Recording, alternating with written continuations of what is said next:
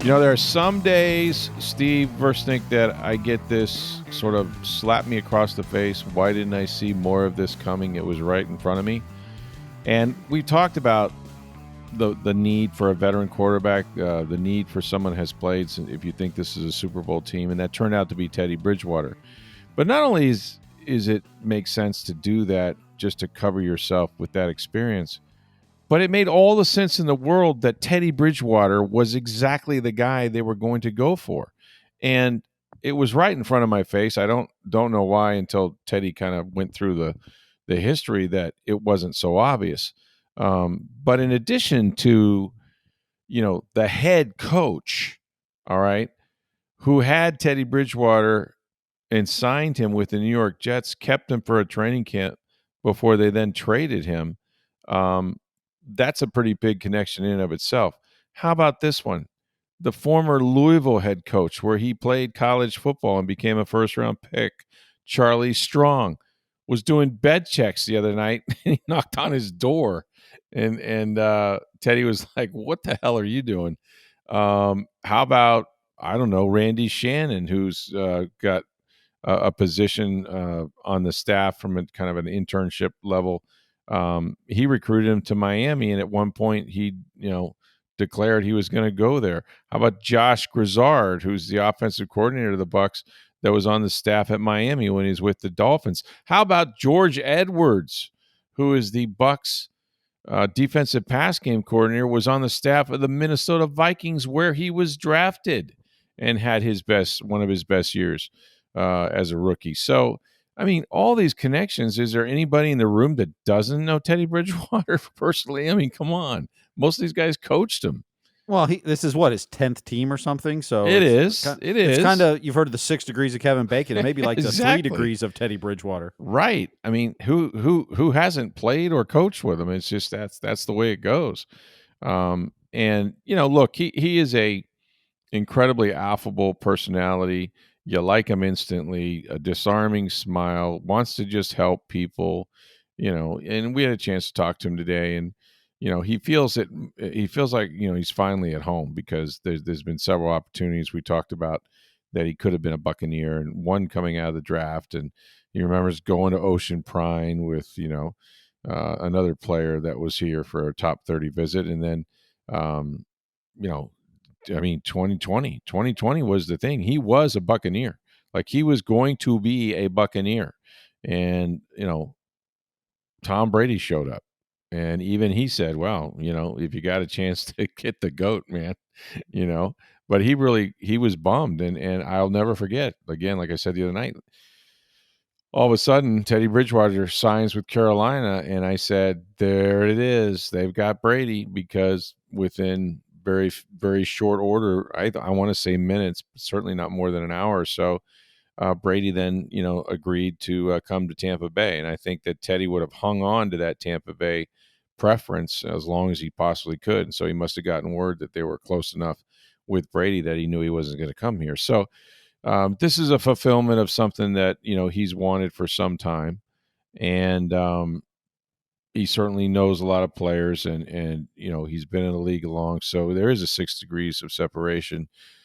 Just watching him move around, like, he's kind of a clunky athlete. He can move pretty well. He's got kind of spindly legs for his size, but man, he can still spin it. Like, I'm always marvel at the guys that, and he was just doing pat and goes. Like, he didn't know the offense, so he wasn't running, 7-on-7 or 11-on-11 or really doing any team stuff, because he doesn't know the playbook. He doesn't know the snap count.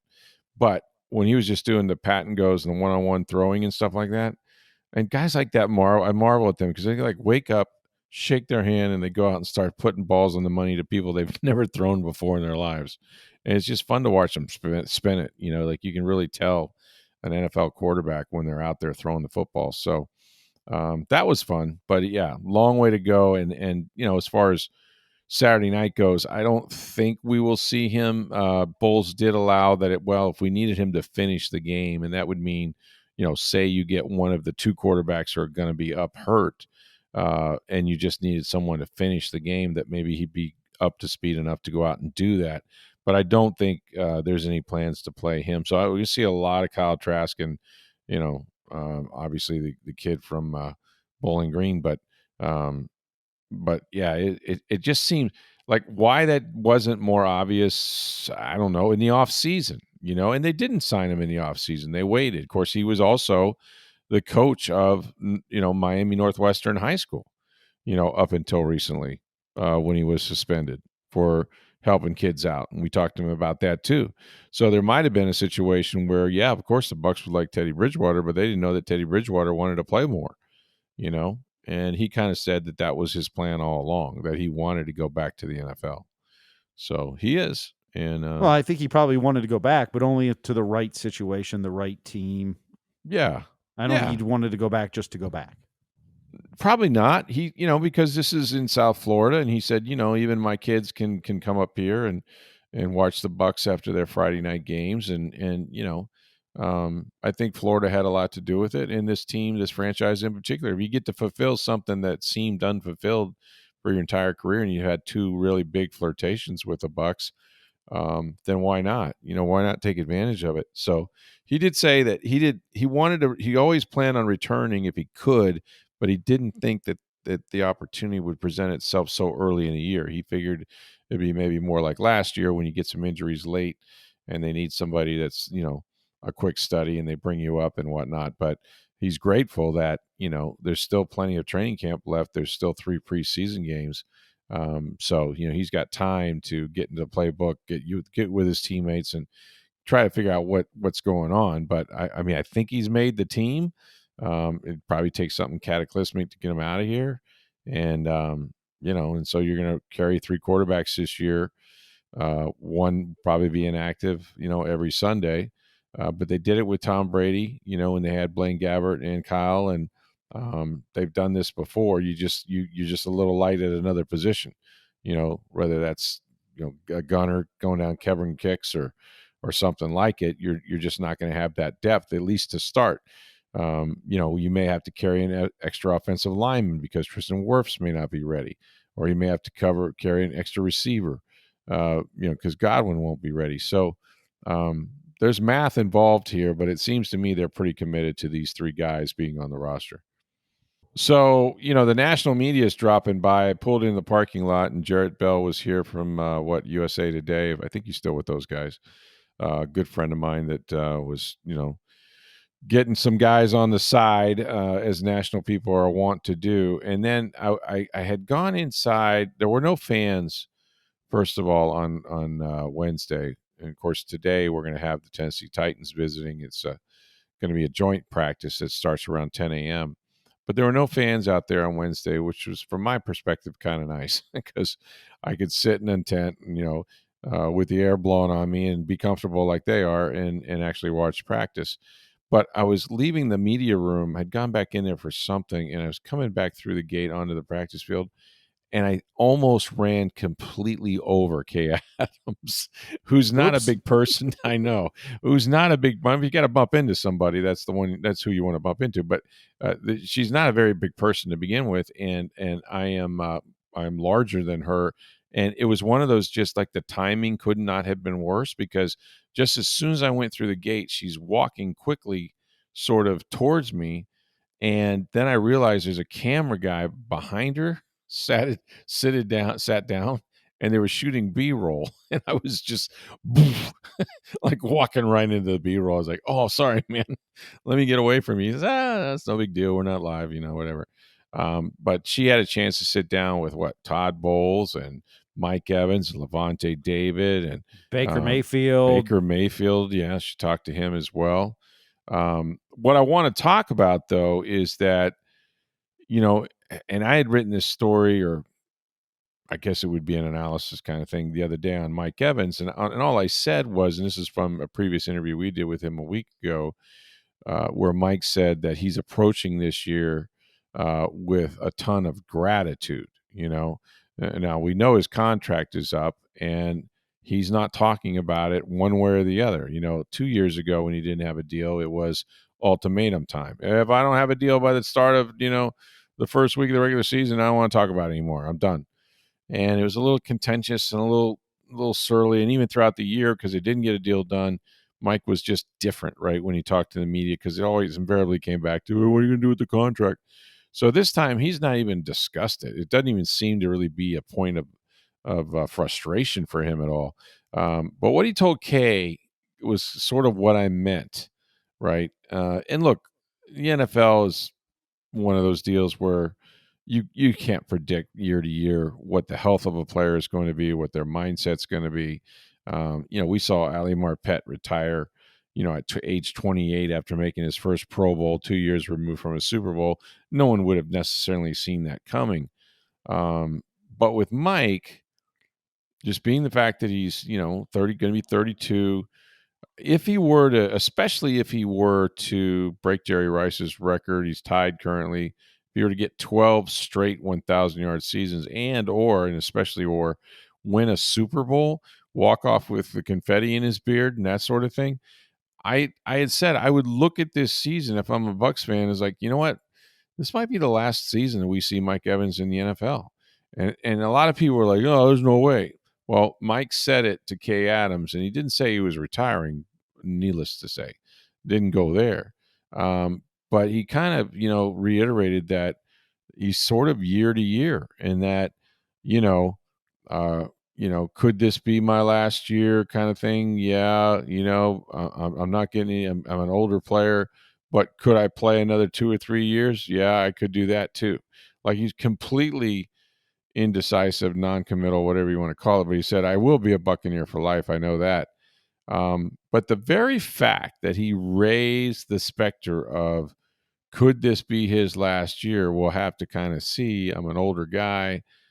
I thought that was fascinating. I really did, because and so much will be based on what his season is like, what his health of his body is like. If he misses games, that's going to mean he's injured, right? So what kind of injury was it? Like, there's a lot of variables we don't know about. But I really do. I think, especially if he won a Super Bowl, Steve, I think that would be it for him. I think. I could definitely see a scenario where if they win a Super Bowl, he walks off, Levante David walks off. Yeah, I think Levante David's definitely, this is his last season, I think. I think it is either way. It feels that way, right? I think he was ready to quit after last season. I sort of think that if he didn't get talked back into it, he said he had a clear vision, because he talked to Kay Adams too, that this team, it was unfinished business, that they left a lot there. They deserved a better fate than losing in the first round and to Washington. They saw what Washington did. So I think it was that sort of sour taste that got him back. I agree with you, though. I think this is his last year. I've thought that for a while, but now I truly do. Well, especially because when he announced he was coming back, whenever that was, March, April, whatever it was, like, he's not a guy that does a ton of interviews, isn't always comfortable with that, just would rather it's be not in the his background. deal. Yeah. He was everywhere. I know. Every national outlet, he was on ESPN and Kay Adams, NFL Network, and if I'm going to go through it, he was every local podcast. It was like, that's right. Yeah, it was everywhere. It was like, this is not Levante. Like No. This was almost like, I'm going to enjoy this last year. Yep. I'm going to loosen up a little bit, do things a little different, maybe, or that was no. He could win a Super Bowl and go, you know what? I think we win another one. Well, that's what happens, right? And he has a good season, he might come back. That doesn't mean it's definitely his last season, but it sure feels like, it looks like, after watching him for years in this, that in his mind, this is the last season, barring whatever happens. Whether win a Super Bowl and you think, or he has a MVP type season. Yeah, and how's just he another feel? phenomenal He feels season, not injured, and all that stuff, right? Maybe they get to the Super Bowl and lose, and he's like, I still think we can win next year. Like, I'm not going out that way. Who knows? Yeah, he could change his mind, but it feels like, in his mind, barring something out of the ordinary or extraordinary, that this may be his last year. Mike Evans, I don't think this is his last year, but I also, I don't think he's one that is going to hold on just because I can make another $20 million. I definitely am going to play more just to play. Like, I think for him to come back, it's got to feel like they could win again. Yeah, especially now he said he's a Buck for life, so he's not going to go anywhere else. He's either playing here or nowhere. And Right. so, if they win the Super Bowl, maybe he rides off in the sunset. Maybe he says, hey, we got one more in us or two more. I'm going to go for it. But if he has I an wonder- injury-riddled season, he might just say, you know what, it's not worth the hassle anymore. I don't want to go through the rehab and the injury part of it. Yeah, he's never had a serious injury, and I'm knocking on wood right now because I Mm-hmm. jinxed Chris Godwin. But I wonder if he looks around at that room and says, and he says it's invigorating, it's got him excited again, and I can Mhm. see that. But I do wonder if he looks around the room and says, Godwin has 3 years on his deal. They signed him to a 3-year extension after he dislocated his ankle. It was a very surreal press conference. So I wonder if he's looking around going, well, Godwin has 3 years. McMillan, we just drafted, and he's a stud. He had 5 touchdowns in the last 3 games, or 7 touchdowns in 3 games, whatever it was. And now we just took a guy in the first round, that's a crazy good player and a great character in Emeka Egbuka. And those guys are probably going to be our top 3 receivers pretty quickly here. So is there really going to be a need for me? Mhm. Is there going to be enough footballs to go around? I mean, he shared it with Gronkowski, obviously. He shared it with Antonio Brown. He got his 1,000. But I just kind of wonder, whether he feels, the next generation of receivers are here, and they've already sort of begun the process of replacing me. Yeah, I'm leaving the team in a good position, like Better shape than I found it. Absolutely, Yeah, no question about that one. of course. What's that saying? That's why they were picking 6th. Yeah, there were only 5 teams worse than them that year. But yeah, it's just a feeling that I get. It's a different attitude. It's a good attitude. He's extremely positive this year, and knock on wood, he can avoid injuries. But, the other thing is I think these young receivers come in here and they're good to great players. And he sees himself, as a young guy that asked all the questions, and now he's being asked all the questions. And I think it's really, I think it's the fountain of youth has kind of reinvigorated him a little bit. Mhm. And gotten him going because they're so damn good. Like, they're really good players. So he's got to compete, and the competitors love to compete, and that's who Mike is first and foremost. But so chance he sticks around. The other story in the NFL, boy, did you get a sniff of this one? Heyo. So early in the day, there was a story that.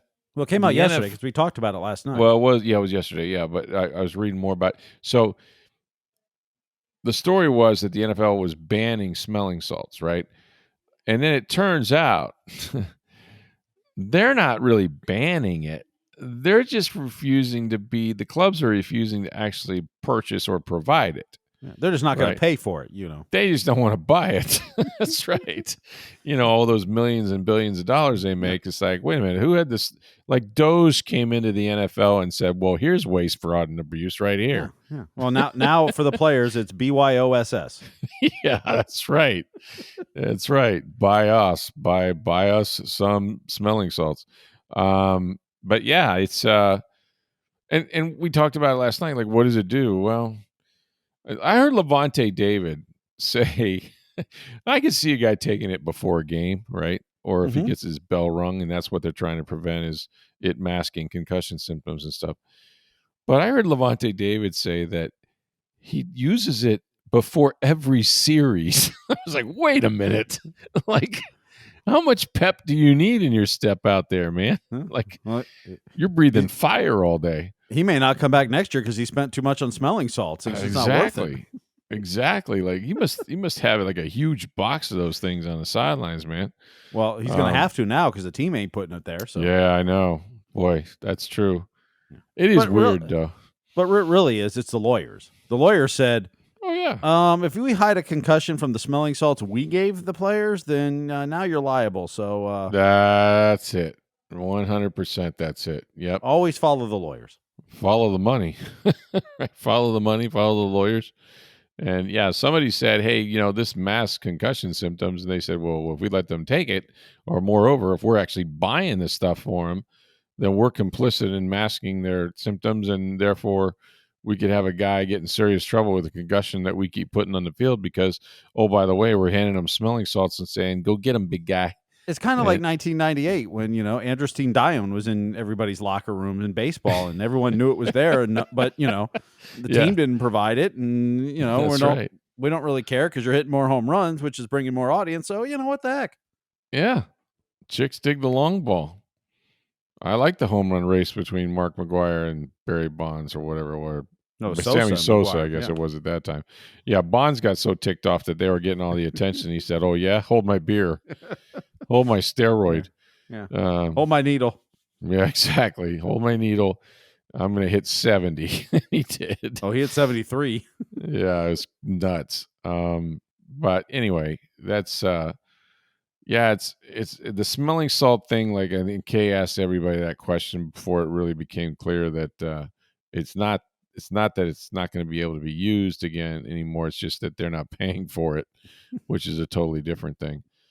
Um, so I think Baker ultimately will be happy. He seemed kind of bummed. Levante before every series, really, he obviously is not going to be as bummed. So that they crisis averted because for about I don't know 12 to 18 hours there, man. Like I think Travis Kelsey was going to quit football. I think he was just about retired because he said he just has to have it to play. And nobody's going to have it at least purchased by the NFL. So they'll bring their own. Um, this is true. Like we'll go into, I'll do the podcast from the stadium after games late at night. Yep. Sometimes we'll go into a radio booth, just to get out of the great unwashed crowd of writers that are still there. So we'll go in a radio booth. One night I think we went into a visiting coach's booth, and on the counter was, I don't know, like half a dozen smelling salts that were unused. Maybe the offensive coordinator's taking it before every series too. Clearly, I'm telling Let's you, get pumped man, up. clearly a coach was up there with smelling salts. I don't know if he's calling plays or not, but man, they were keeping him alert. Hey, Fred, Johnny just hit the table again back there. You want to give him a little boost? It's like, yeah, okay.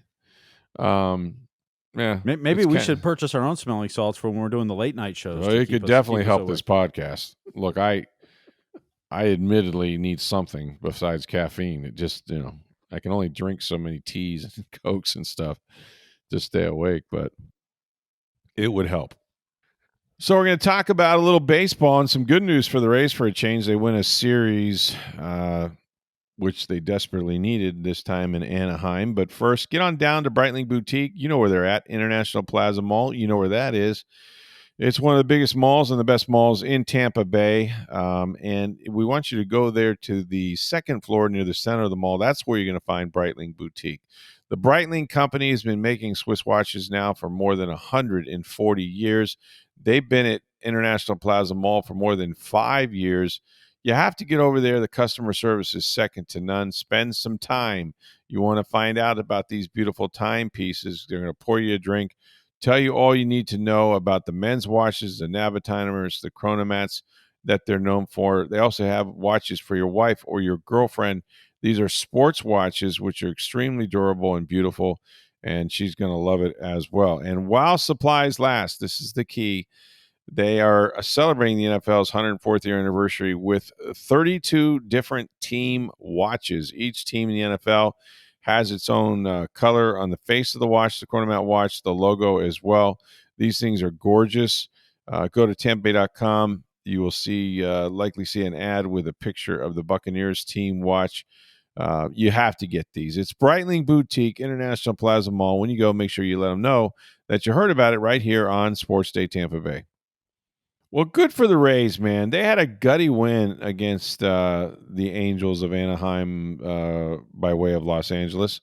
And after losing the first game of this road trip, I thought, yeah, you guys are toast. This is going to be a disaster. And then to bounce back and win a couple, especially the way they did it, man, bases loaded. This was the Houdiniac of Houdiniacs. First of all, Jose Caminero hit a couple home runs. We'll talk about him.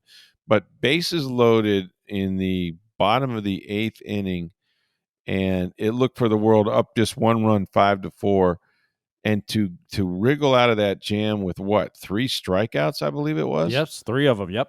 I mean, you can't have a better outcome than that. And BA called it perfectly on the TV. He's like, if anybody on this staff can get out of this jam, it's Griffin Jax, as he can strike guys out. And sure enough, he did. He got 1, 2, and 3, and one of the guys got on with a catcher interference, so it wasn't totally his fault anyway. But man, what a Houdini act! And for them to come out of that series with 2 wins is really remarkable, and it makes their off day in Seattle way much better. I would love to have an off day in Seattle. The Bucs play at Seattle. If anybody's listening, I'd like to go. I want to go to Seattle. I want to watch the Bucs play up there. It's a great venue as well. But so maybe they're not dead. And I'll tell you what, Junior Caminero predicted his goal was 30 home runs. You know how many home runs he has now? 30. Time to reset that goal a little bit. Yeah, he's been phenomenal. The first two plate appearances, he has a home run. They were up 4-0. That was what was disturbing about this game. We talked about, hey, they need to win 2 out of every 3. You get to 87 wins. Yeah. They lost the first game, won the second game. You go up 4-0 early in the third game. It should be over. Shane Baz ends up giving it up and giving up a 3-run home run to Trout, and it's 4-4. And you're like, Here we go. Here we go. But turn it over to a bullpen that's been bad. Yep, but they held them scoreless the rest of the game. Griffin Jax get out of the thing. And then, why is he even on this team? What's he doing on this team? I mean, get rid of him. He hit the game-winning home run. Christopher Morel, baby. Yep. The guy that had more than the golden sombrero the other night when he struck out not 3 but 4 times. I don't even know what you call that. Yeah. Golden sombrero is 3 strikeouts. Yeah, he got into one, and it was a big hit. And it was a big hit in the series, and Kevin Cash said he felt really happy for him because the guy's been pressing, hearing a lot of stuff from you freaking people and others. And, I mean, you can yell and scream at the moon if you want to, but first of all, they don't have options with this guy. So if they release him, they're not getting anything back. So, you still need 25 players on this baseball team to get through the season. And you need right-handed bats. And the point of the matter is that if you don't play Christopher Morel against left-handed pitching, when's he going to play? Because that's why he's here. He's here because he's a right-handed bat that doesn't typically start. And if you're not going to play him against,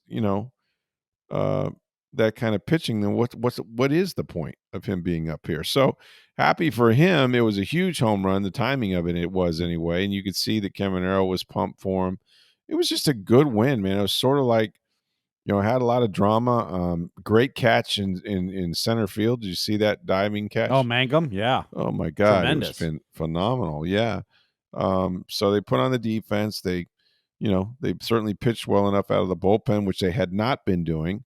And Caminero now has 30 on his way to probably, I don't know, pretty damn close, if not beyond 40 home runs for the season. It's just remarkable. He also made a barehanded play. On kind of a tapper. I don't think it was a bunt, but I think it was a tapper to him between short and third. Barehanded it, made a throw that had to be dug out. You talk about a great pick over there at first base. It was completely dug out by Yandy Diaz, and they got the runner. So good for the Rays all the way around. We'll see if they can keep it going and try to get on a run here. You never know what's going to happen. It is baseball, and teams can get hot, teams can get cold, and you could be standing there with a chance to make the postseason. So proud of the Rays. I thought they showed some fight. I thought they after losing the first game in that series, they could have folded their tents, and they didn't. So that was fun. All right, the Bucs will have a joint practice today against the Tennessee Titans, and that starts at 10 a.m. We're going to have a chance to put our eyes on the number 1 draft pick, and that's Cameron Ward from the University of Miami. I hear he's doing really, really well. We'll have a chance to talk to him as well, I think, out there. We're almost into game mode. Of course, there's a game for the Buccaneers on Saturday against Tennessee, but we got Thursday night football, right? There's 3 games tonight. How You've about got that? Indy at Baltimore, Cincinnati at Philly, and Vegas at Seattle. So Wow. if you've got the NFL Network, or soon to be owned by ESPN NFL Network, How about that? Indy, Baltimore, Vegas, Seattle are the 2 they're showing. We didn't get into that, but we could have. We're kind of wrapping this up. I will just say the interesting thing, one of the more interesting things I heard, and if you haven't heard, essentially ESPN is acquiring certain programming, if not all programming, from the NFL. And the NFL is kind of getting out of the network business. But instead of a purchase price, they took equity. They took 10% equity. And you know what's they interesting? got cash too, but they also took 10% equity. They also got 10%. Now the cash is easy enough to document and spread around. But remember, there's designated gross revenue, okay, that's shared with the players. But if you're giving me equity, it seems like you're kind of circumventing the system a little bit, And also, don't you think that when these bids go out, as they will in a few years for new network contracts, Mm-hmm. that maybe it'll be a little different, for ESPN, since they're partners with the NFL, literal partners now. Well, it would be, but don't forget all the contracts and all have to be approved by the owners. So they're going to want the most money when the new deals come up.